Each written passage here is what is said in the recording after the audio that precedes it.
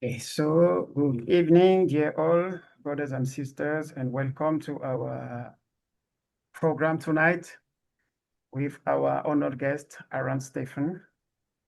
This session will be moderated by our dear brother, Sonny Ibe from Nigeria. And before we start, let us pass it on to Sonny Ibe so that he can introduce our honored guest and tell us what will be happening within this session. So I pass it on to you, Sonny. Good evening. Good evening. Thank you very much. Are you seeing me? Yes, we can see you. Okay. Yes, we can see. Good afternoon, dear brother Arran. Good evening, dear brothers and sisters from across Africa. We recognize all the country coordinators, all the Sasan coordinators, and all the office bearers. You are welcome to this program.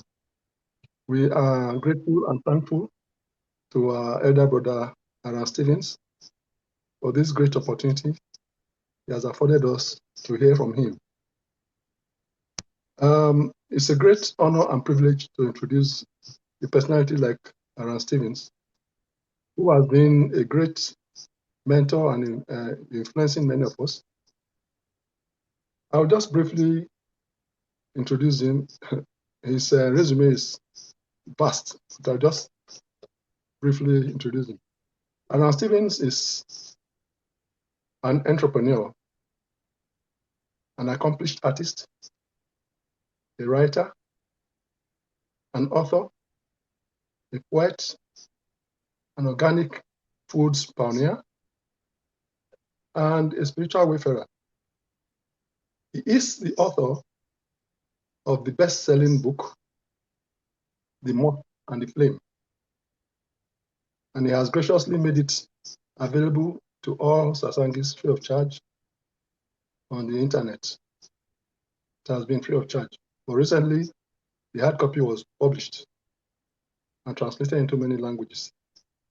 It was initiated by Sant Kirpal Maharaj on March 28, 1965, and he spent 18 months in the Master's physical presence in India in the 1960s and 1970s. I will just briefly end it here because his resume, like I said, is full. Brother Stephen, you are welcome. We'll leave the program to you to handle, and the agenda, we'll make it flexible. We'll do it, handle it the way you want. So, but there will be questions at the end. We'll take some questions, but I will leave it to you to handle. So, you are welcome, sir. And thank you. Sorry, before you go, we are here to celebrate the birth anniversary of Param Sant Singh Maharaj. That's why we are here. Yes. And yes, you're welcome. Go ahead, sir. Thank you very much, Brother Sonny and Hervé and all the dear brothers and sisters across Africa.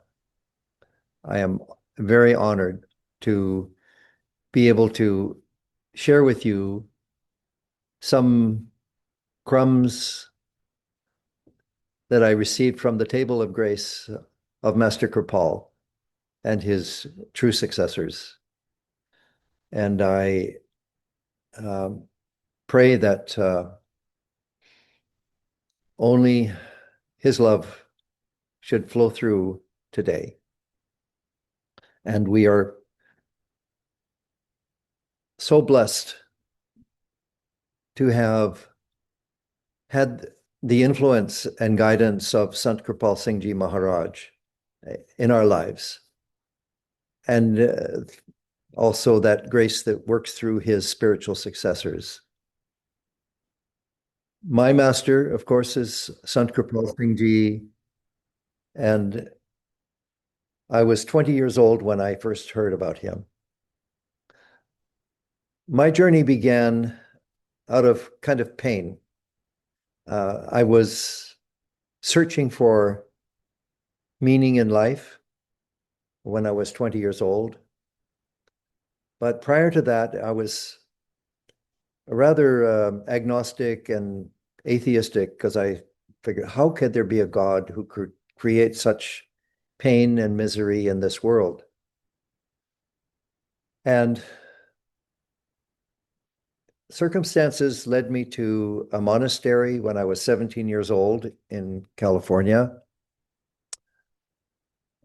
And it was while I was there that I had my first experience, my first mystical experience, where I was given a spontaneous experience, perhaps due to some past karma,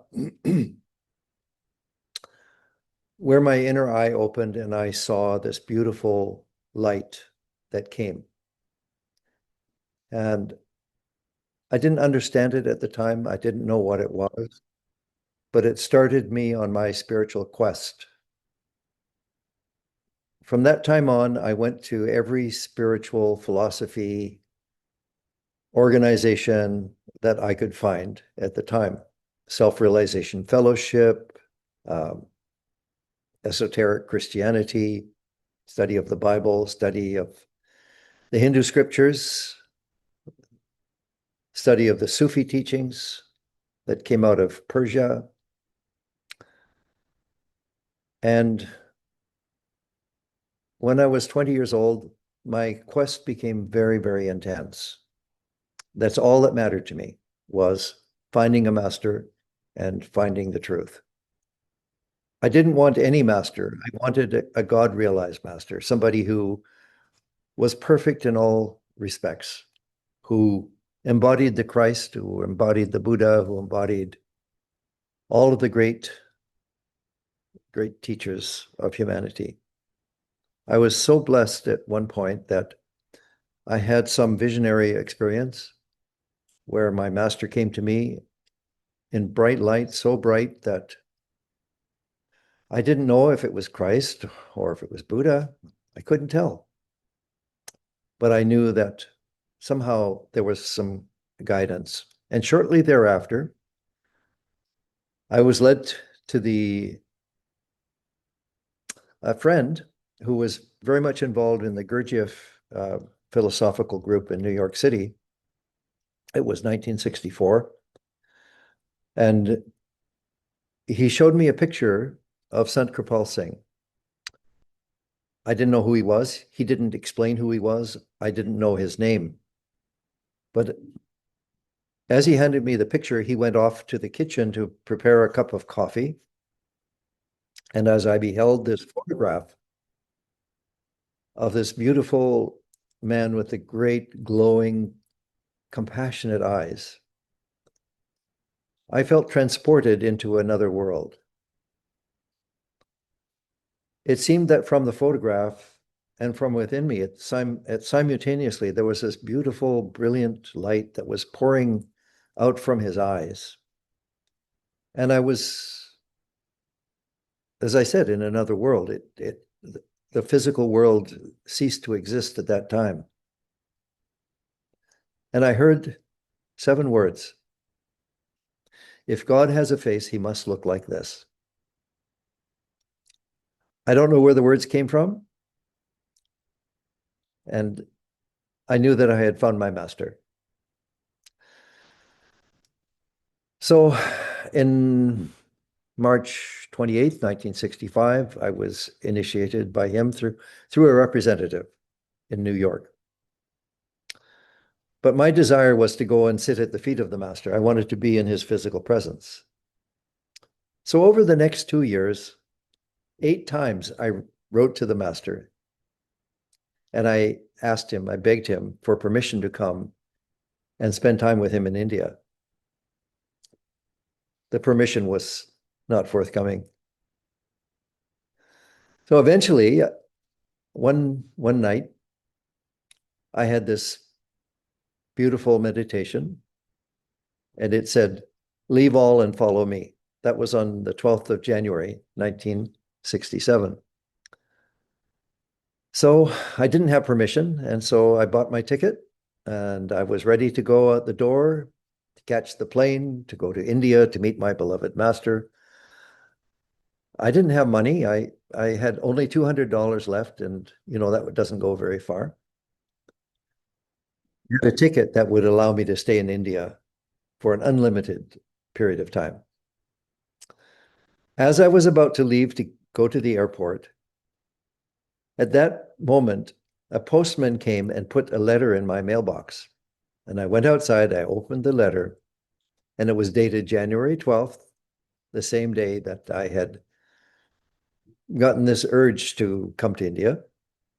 And it said, "Dear Arran Stephens, if you still desire to come here early, you are welcomed." And so in this way, I was blessed to be allowed to come to him. I was going to go anyway, but it's very important that you have permission. So when I arrived in India, the first time I met Master Kirpal in the flesh, I was led into his bedroom. He was sitting on his big bed. It's just a plain bed with a white sheet on it. And he was sitting there dressed in white cotton clothes. And I can still hear the rustle of his clothes, the sound of his clothes as he moved. And as I looked up into his godly face, there was a divine light shining from his eyes, shining from his forehead. I found that my ship, my battered ship, had found its harbor in the beloved Master. I became lost in the beauty of his presence. And he was just gracious. He held my hands in his hands, and he was stroking them. My hands were calloused from all the hard work that I was doing, labor work. And at that time, I was earning my living as a landscaper and a farm worker. And his hands were very soft, loving, brown hands, beautiful. And his beautiful, long silver beard. I was just lost in his magnetism, in his presence, his uplifting presence. And so I told him, I thought of the sins of my past, of my youth. And I said, "Master, I have been a terrible sinner." He looked at me and he said, "Master is for sinners."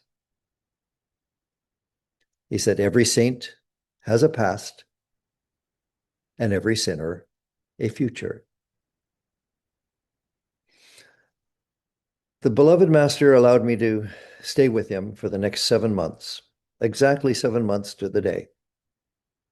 And I saw him in a multitude of situations where he was constantly giving, doling out, spreading his love and affection to all people, whether they came from Africa or America or England, Europe, China, all over the world.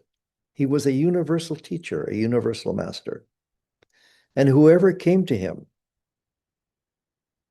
they would get some benefit. They would get uplift. My job there, when I was with the beloved Master, was to meditate. So under his instructions, I would spend 4 to 6 hours a day in meditation, sometimes more, and attend satsangs. That was my life. I spent the entire time absorbed in his memory and in his presence, and doing my best to live up to what he said 100%. He was very, very gracious to me. He was like a father to a son. And to me, he was the universal father. This beautiful man, this beautiful, powerful man who came with compassion for everyone. And I witnessed many miracles, but the greatest miracle was his love. That he knew my past, he knew my future, he knew my present. So soon after I arrived, the beloved Master told me, you should write down what you hear and see so that you may not forget. And it was at his behest that I began to keep a journal and wrote down my experiences. I wrote down the questions that I had and his answers. And under his guidance, that turned into a manuscript. But it wasn't meant to be published in his life. Some of my stories were published in Sat Sandesh, but that book had yet to be written. Then Master Kirpal in 1974 passed away. It took me 4 years to recognize his spiritual successor, Sant Darshan Singh. Then the story of my book continued. And I was just thinking about the book, that if anybody would like a PDF copy of it, I will send it to Brother Hervé and Sony, if I have, I'm not sure if I have his email address, but I can send it, and you can, Hervé, you can share it with the brothers there, brothers and sisters in Africa, because it's way too expensive to ship the physical book. It's very heavy. It weighs 2 pounds, and it would cost a fortune to mail it to Africa. But you can share the PDF version of it, and it won't cost you anything. It's an account of, it took me how many years? It took me, I don't know, 60 some years to write the book. So it contains the accounts of my times that I spent with 3 masters: Param Sant Kirpal Singh Ji Maharaj, Dayal Purush Sant Darshan Singh Ji Maharaj, and the living master, Sant Rajinder Singh Ji Maharaj. And it was under their constant guidance and love and grace that the book came to fulfillment. 5,000 copies of the book were printed in India in the Hindi version, and they were distributed free there. And we have an English version. There's a French version that's almost complete. There's a Hungarian version that has been printed, and a version in Spanish has also been printed. So I cannot take any credit for the book, because it was written at the behest and under the guidance of the masters. And so I happily share that with you. It was never written to make money. It was only written to share his love and to share the multifaceted side of the masters, the human and the divine, where the human and the divine intersect. And, if you have any specific questions, I will be happy to answer them. I'm just here to share some of my experiences with the masters. We thank you very much, Brother Arran Stephens, for such a wonderful story of your experience with the great masters. Thank you very much for sharing with us. We have some questions, and I will read them one by one. First, could you share with us how you first met Sant Kirpal Singh Ji Maharaj, and how you felt at that moment?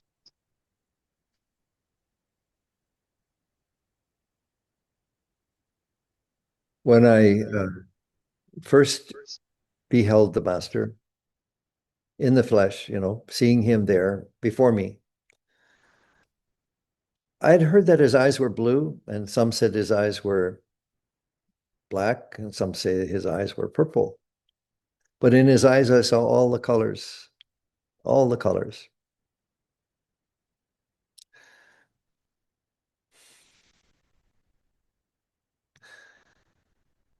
One time I was with the master, just him and myself. And so I said to him, Master, I've read in your books that Baba Jamal Singh and Baba Sawan Singh had the mark of the lotus on their feet. I'm wondering if the master could, and I couldn't complete the sentence.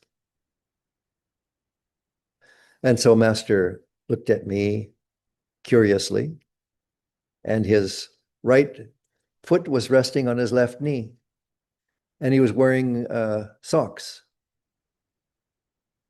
He just pulled his sock off and he showed me. And there on the sole of his right foot, he showed me the lotus mark, the sign of the lotus. It's one of the many signs that a master has.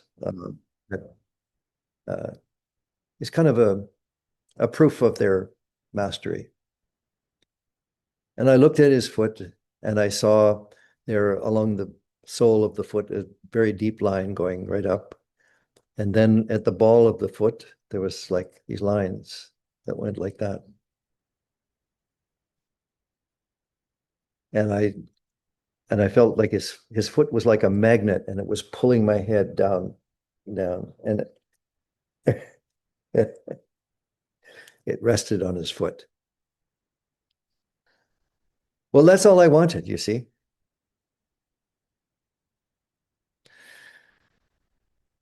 Interestingly, I saw the same lotus mark on Sant Darshan Singh Ji's foot.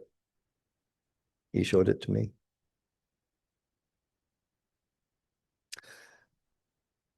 And then in 1988, we were with Master Darshan, Sant Darshan Singh Ji Maharaj. We were with Master Darshan. And it was a Christmas program. There was a Christmas tree, and the disciples were there from all over the world, from America, Europe, South America, Africa, Asia. And we're just singing Christmas carols. And there was some Jewish satsangis there, and they were singing songs about shalom or peace. It was a wonderful time. And I was sitting there on a bench, not more than 6 feet away from Master Darshan.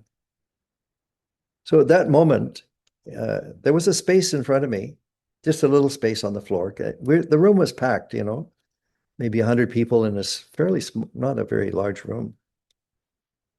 And then Raji, whom Master Darshan's son, his eldest son, he came into the room, and he sat right in that empty spot, right below me.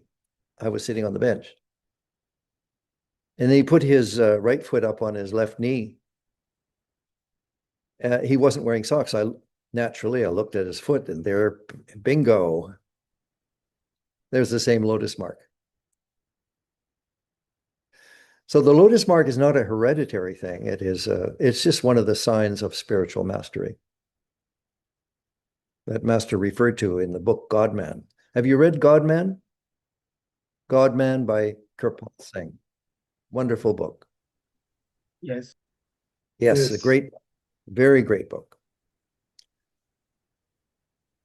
The very first book I read of the Master was a great saint, Baba Jamal Singh. That was one of the best books I've ever read. Yeah. That is a great book. I encourage everybody to read it. It's a simple book. It's about the search of a young seeker who was about my age when I was searching. Of course, there's no comparison between myself and Baba Jamal Singh. He was a true saint, and I'm just a sinner. But it was a beautiful account of how Baba Jamal Singh, after many struggles, he met his master, Swamiji Maharaj. If you're not already familiar with the great lineage of Sant Mat and the masters, you should read the book Baba Jamal Singh. It will give you a very good picture of the lineage of Sant Mat in modern times. You see, the Sikhs, they believe that the guruship ended with Guru Gobind Singh, the 10th Guru. So there were two saints in the 15th century.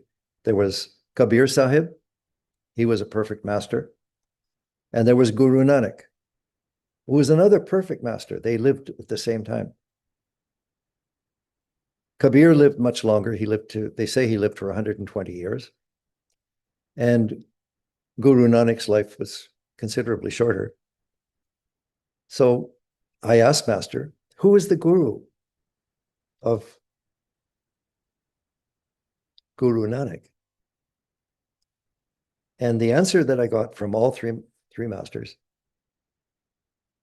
is that when Guru Nanak was a young lad, and he was a very noble, God-realized soul right from the beginning, his father gave him some money. And he said, I want you to take this money and make a true bargain. A businessman. His father was a businessman. So they lived in a small village. So Guru Nanak went through to another village, but he had to go through a forest. And in the forest, he met some holy men. And he spent all his money serving these holy souls, these holy people.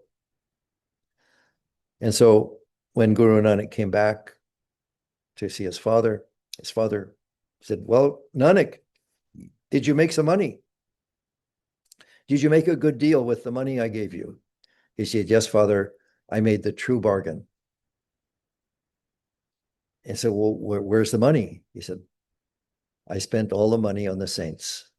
Yeah. His father got upset with him. But that shows that Guru Nanak was a great awakened soul from the beginning.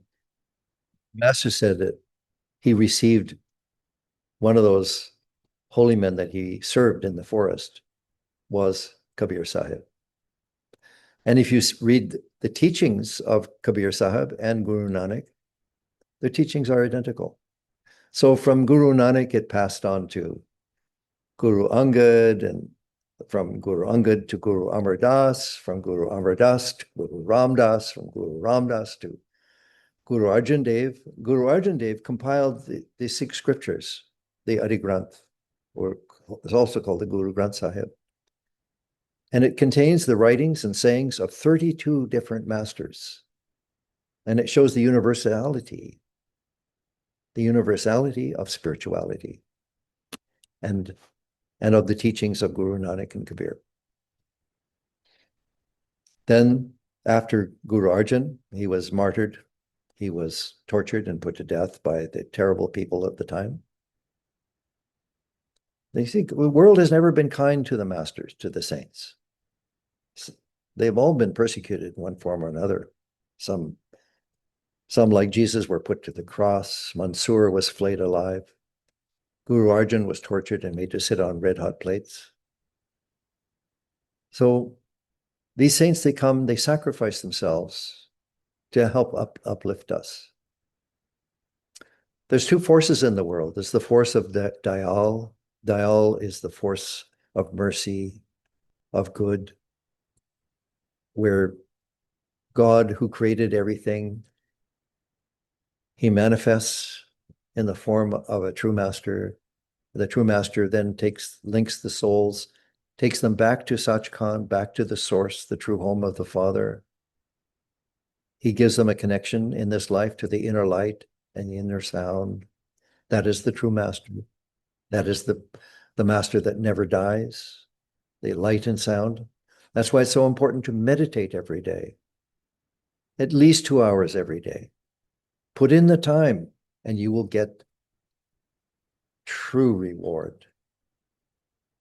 No matter how busy you are, put in time for meditation. That's what will make you great.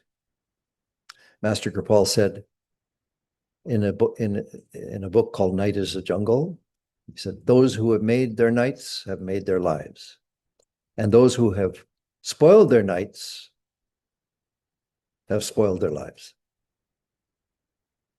So we are here for the purpose of attaining self-realization and God realization. And the path to self-realization and God realization has been given to you. That secret has been given to you through the gift of initiation. That's your passport back to the true home of your Father. But if you don't meditate, what blessing can you have? It's not enough to just believe. You have to practice. If you practice, you earn grace. With grace, you practice more. With more practice, you get more grace. More grace leads to more practice. It's a continuous, virtuous circle. If you get the chance to sit at the feet of a master, you can accelerate your spiritual progress. You'll begin to develop love for the master. But even from a distance, if you're unable, say you're unable to go and travel and meet the master, you can meet the master within in meditation. Master is your unpaid counselor. He's with you all the time. He never leaves you. He can answer any question that you put to him. But meditate. That's the key. Meditate on the inner light and sound. Do the Simran. Focus your gaze. Do the meditation. And all help will be coming from above. Master once said, he said,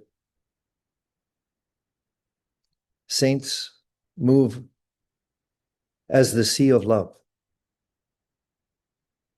When waves rise in it, out of that great sea of love, even those who were sitting on the seashore, they get drenched in great waves of love. So we have to be alert. We have to have patience.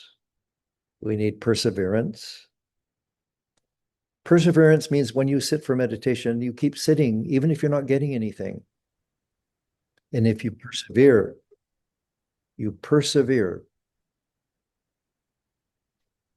the door will open a little bit and the light will come through.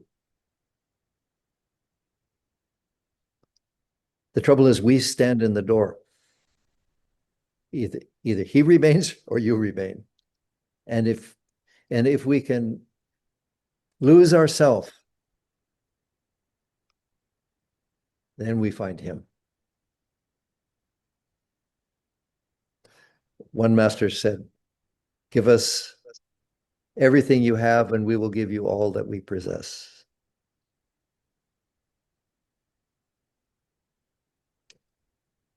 So any other question? Yes, yes, sir. The next question is,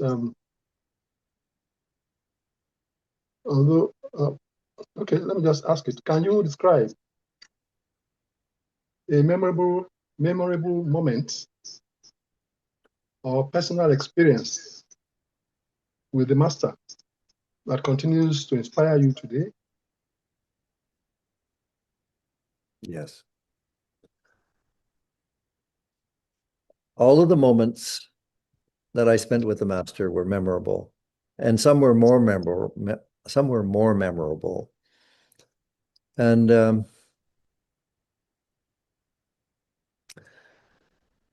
I think of the times that I was with him in Kashmir. Those really stand out for me. It was very hot in Delhi in April, and the master just announced that we're going to Kashmir. There was no warning.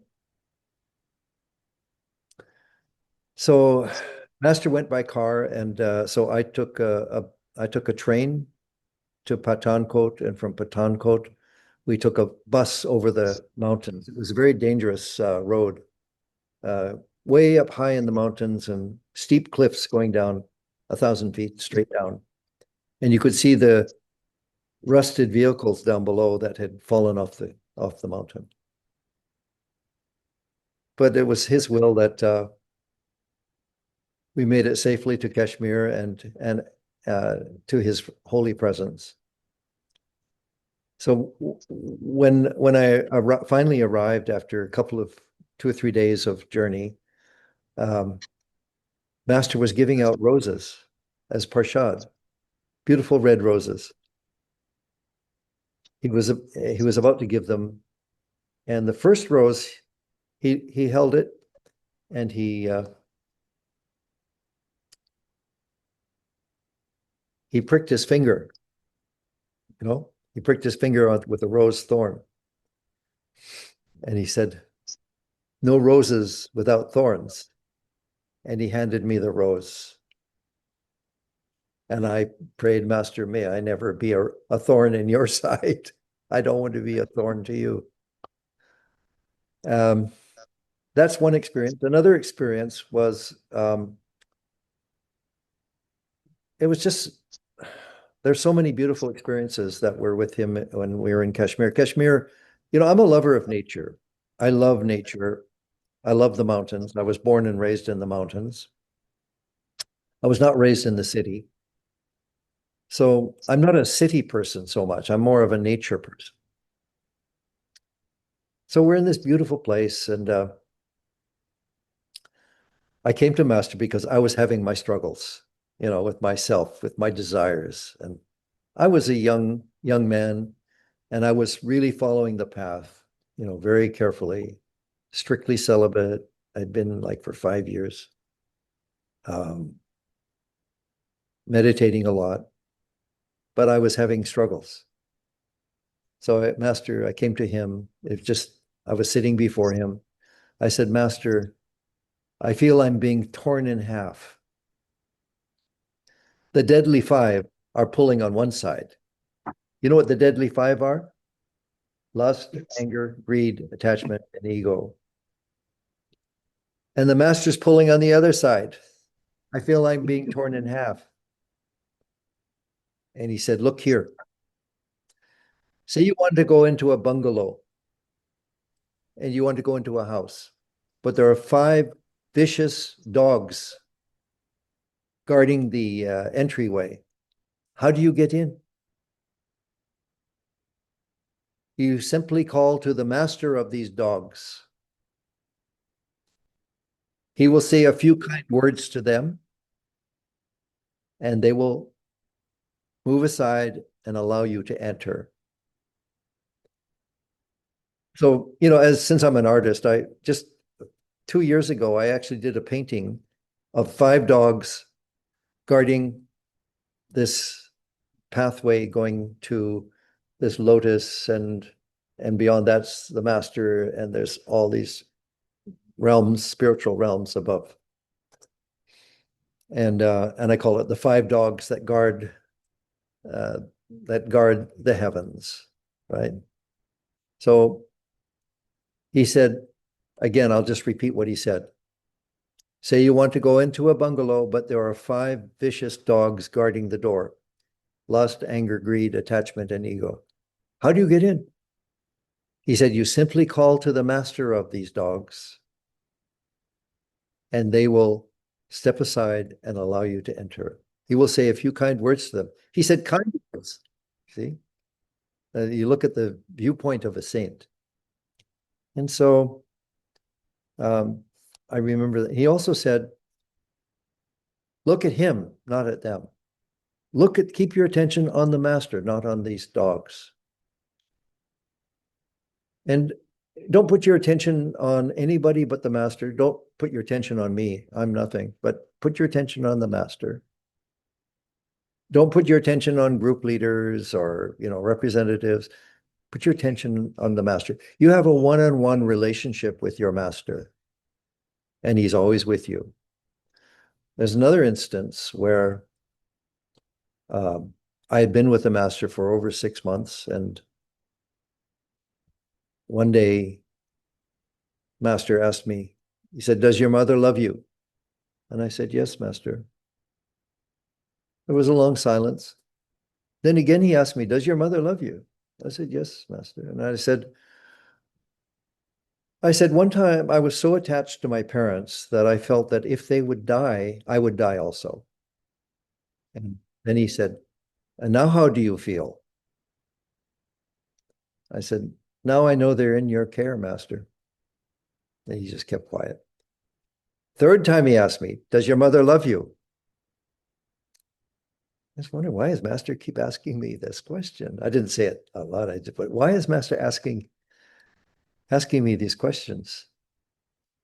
And then he said, "Tell your mother that her son is coming home soon." That's how master told me that my time was up in India. Oh, I said, "Master, I don't want to leave you." And he said, "I'm not leaving you. I'm not leaving you." Just as Christ said to his followers, "Lo, I'm with you always." The master is always with us. He never leaves us. It's the Christ power, the God power, the master power that never leaves us. Another memorable time, I mean, there were so many, but was the last meeting I ever had with master, the last physical meeting. It was in April 1974. And as you know, Master Kirpal left the body on April 21st, 1974. So I was with master with my wife, Ratana, my life companion. We are still together after 57 years. And we will always be together because master joined us. And we were with our 2 daughters, Shanti and Gurdeep. So master gave each one of us a shawl, each one a different color. He gave Ratna a black shawl with gold trim. He gave me a white shawl with black trim. He gave Gurdeep a green shawl, and he gave Shanti a red shawl. And so I turned to Taiji, who she was the lady that used to look after master's food. And I said, "Taiji, would it be possible to get a pair of master's shoes?" She said, I never threw away any of master's shoes. She always kept them. "Let me ask master." She went away, came back a few minutes later with a shoebox tied with string. Master, she said, "Master said you have it." I was just, because, whatever wish I had with the master, it came true. And this is one thing I had always wanted to, I wanted to have a pair of master's shoes, just to remember him always. So I undid the shoebox, I opened the string. There's a pair of master's shoes. They're all covered with dust. They were all gray. So I took my handkerchief and I just wiped the dust off, and they were shiny, black, like new, beautiful, beautiful. Anyway, we were with master at the end, and I felt this terrible foreboding that I might never see master again.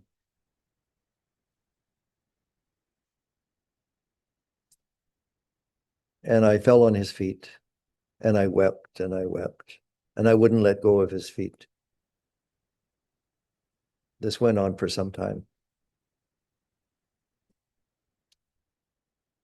And master put his hand on my back, and he said to me,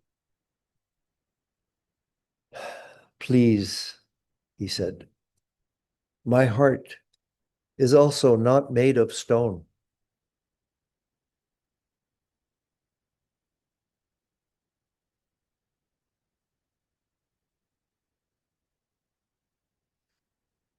And there were tears in his eyes.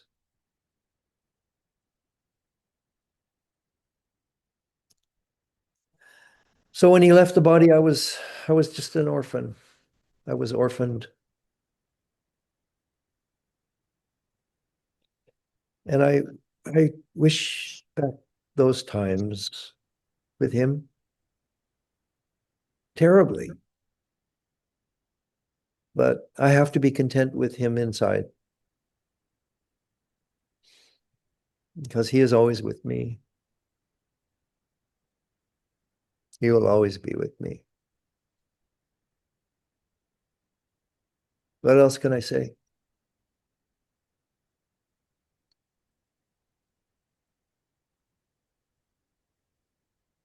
Thank you very much, sir. We are grateful for those wonderful experiences you've shared with us. We have two more questions. Go ahead. On a personal level, what significance does celebrating the 132nd birthday of Sant Kirpal Maharaj hold for you? We have to keep the Master's teachings and his memory alive. That's the purpose of celebrating the life of this great Master. You know, we celebrate the birthday of Jesus. We celebrate the birthday of Muhammad. We celebrate the birthday of Guru Nanak and Kabir and all the other great masters who have come. We celebrate the birth of Buddha. It's to keep their teachings and their memories alive with us. If it weren't for the masters, we'd all be living like animals. You know, we are not animals, we are divine. And the masters awaken that divinity within each one of us. Master Kirpal said, be good, do good, be one. Being good means to be a good human being. I once asked Master Darshan about a good man. He said, a good man is like God. Be good, do good means, obviously, doing good is very simple. It means you help other people. You be of service to others. You be of service to the Master. You be of service to the seekers. You be kind to your neighbor. And be one means we must meditate to achieve oneness with God and the Guru. May we never forget the Lion of Mercy, Sant Kirpal Singh. Kirpal means compassion. It's a name of a person, but it's also another name of God, which is compassion. God is compassionate. Singh means lion. So we used to call him the Lion of Mercy, the Lion of Compassion. And you are each of you are children of the lion. But not the lion that goes and kills animals, but the lion that gives life, the Lion of Mercy.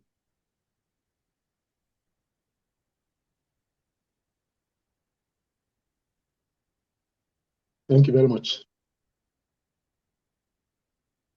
Grateful. One more question, but there's one question that has come up from the audience. I will take that after this fourth question. The fourth question is, as seekers and students on the path, how can we best incorporate and honor his teachings in our everyday lives? Practice is worth, an ounce of practice is worth more than tons of theories. It's not what you say, it's what you do. So be good, do good, and be one. Follow the strict vegetarian diet. Live compassionately. Eat compassionately. Spread love wherever you can. Realize that no matter the color of our skin, 99.99% of us all share the same DNA. We're all children of one father and one mother, one universal mother and one universal father.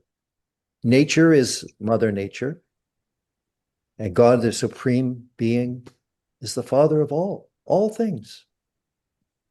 You know, Guru Arjan Dev, he was the fifth guru of the Sikhs, he said, Tu mera pita, tu hai mera mata, tu mera banda, tu hai mera brata. You are my father. You are my mother. You are my brother. You are my protector everywhere.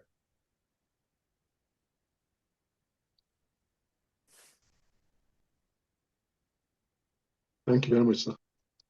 Now let me ask the question that somebody has put on the chat. He says,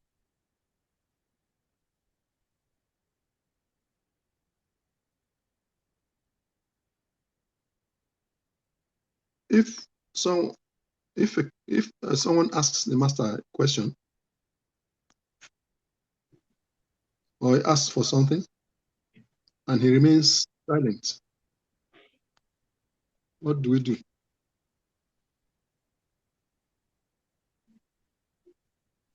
Master wants us to look within and get the answer. And the answer is always common sense. Common sense. It's very rare. Yes. Yeah, although they say it's common sense, but common sense is often very rare. And if Master remains silent about something, maybe he doesn't want to open that. Maybe it's a Pandora's box. Who knows? Just accept the silence as its own answer. Thank you, sir. I'm no better than you. I really am. In fact, you're better than me. You're all his children. Whether you're initiates of one master or another, doesn't matter. Thank you. There's another question I just came in. And the question is, what happened between 1974 when Arran Sant Kirpal Maharaj passed away, and the 4 years you saw the new master? So 4 years. Yeah. Between 1974 and the 4 years. Those 4 years. Yeah, go ahead. Yes. It says, did you receive any inner direction in those 4 years before you saw the new master? Yes, but I made some blunders as well. You know, blunder? I made some blunders. I didn't believe when Master Kirpal left the body, although I always had a friendly relationship with Sant Darshan, Singh, Master's son. I didn't feel that he was the master when Master Kirpal left the body. And it took me 4 years to find out that he was the true son and successor of Sant Kirpal Singh Ji Maharaj. I had to learn the hard way. For 4 years after Master Kirpal left the body, every day I'd be seized with this separation. And I shed a lot of tears. Every day I couldn't help it, but I would weep in memory of my master. But it wasn't all pain, because there's in the pain of separation, there's also a certain bliss. I can't describe it. It's like an intense memory of the one you love.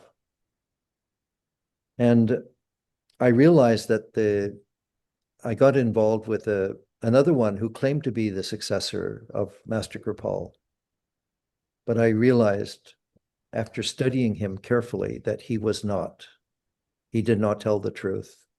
He told many false stories about the master.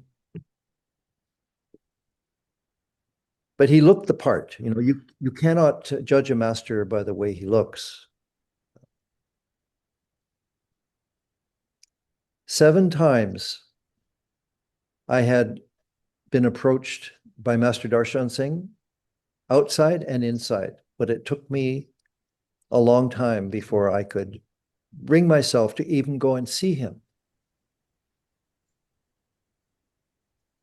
One time I was giving satsang because I was the representative for Canada for Sant Kirpal Singh, and I was leading a group of about 50 people in meditation. We were at a community center. We had rented the room in a community center, and I felt there's a power. It was pulling me in, drawing me in, and Darshan Singh, Sant Darshan Singh, began to appear inside, materialize inside, and I couldn't accept it. I said, no, out really loud, and everybody in the room jumped, and I couldn't tell them what happened, you know. So finally, when I went in November of 1978, I went to see Sant Darshan Singh, and I was completely blown away. I was transported in his presence. What really convinced me about him is that as I looked at Sant Darshan Singh, we were sitting together in his room, and he transformed into the form of my Master Kirpal Singh, and he remained there for the next 5 hours. He spent 5 hours with me, 5 hours, and I asked him all these questions, and it was the physical form of Sant Kirpal Singh there sitting before me with the voice of Darshan Singh, and there was no doubt, there was no question, it was real. And many experiences I had while repeating Simran, Darshan Singh remained there. So I always felt, even after Master Kirpal left the body, I felt him within me. But it seemed like it was my karma, my destiny to go through this experience. Maybe so that I could, it was very dramatic, you know, this coming to realize and recognize Sant Darshan Singh. It was a very dramatic experience. And I just said, wow, I've wasted 4 years. You know, in a way, I kind of wasted 4 years because why didn't I recognize them right then? But when I asked Master Darshan Singh about this, he said, brother, it's not your fault. He said, it was meant to be. It was meant to be. And I said, well, what about the people that I misled to this other successor? And he said, brother, when the master is upholding all the universes, what is it for him to carry across another 2,000 or 3,000 souls? He said, that's nothing for him. And as he said it, it was Master Kirpal before me. So I knew that my burden was lifted then and there. So I never looked back after that. I never looked back.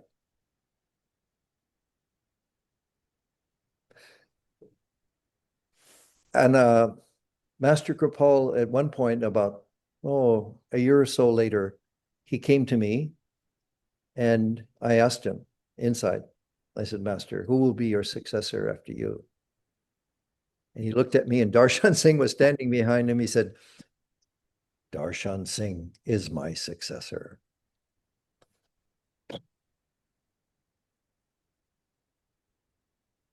Light everywhere.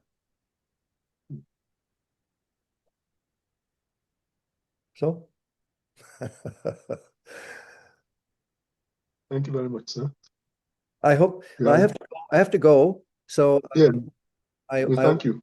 I really thank you for this honor and privilege to address you all as my dear brothers and sisters in Africa. I wanted you to know that my great aunt, Peggy Cripps, who is the daughter of Sir Stafford Cripps, he was the Exchequer of England. Peggy Cripps was going to Oxford University, and she met Joseph Appiah of Ghana, and they fell in love and got married. She moved back to Ghana with him, and they had 5 or 6 children. And so I have this. I mean, we're all African, right? But because we all came out of Africa at one point or the other. But I have within my family lineage a reconnection to Africa through my aunt Peggy Cripps, married to Joseph Appiah, and their son Kwame Appiah is a professor, a distinguished professor at University of New York, NYU. So hopefully someday I'll meet him. Thank you Thank you very much. Thank you all. It's a pleasure. We are grateful. Thank you so much, Arran. We are very grateful. Don't thank me. You're barking up the wrong tree, brother. Wonderful. Thank you Wonderful. so much, sir. Thank you so much. Thank you so much, sir. God bless all. Thank you, sir. God bless all. Thank you so Thank much, you. Arran. I will send you the recording in case people will want to watch the session. Okay, I will thank send you you. the recording. Thank you, Hervé. And is it Hervé you pronounce it, Hervé? Yes, yes. Okay. And because I have another brother from Cameroon. What's his name? In France. Okay. Beta. Beta. Beta. Yeah. Wango. Oh. Yeah, he's a Yes. very dear brother. I've stayed with him, you know. Yeah. Yeah. So lots of love to all of you, and hope to reconnect with you again.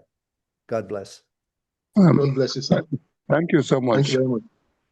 Thank you, so and bye. much. Bye-bye. Bye-bye. Bye-bye. Bye. Bye for now. Thank you. Bye.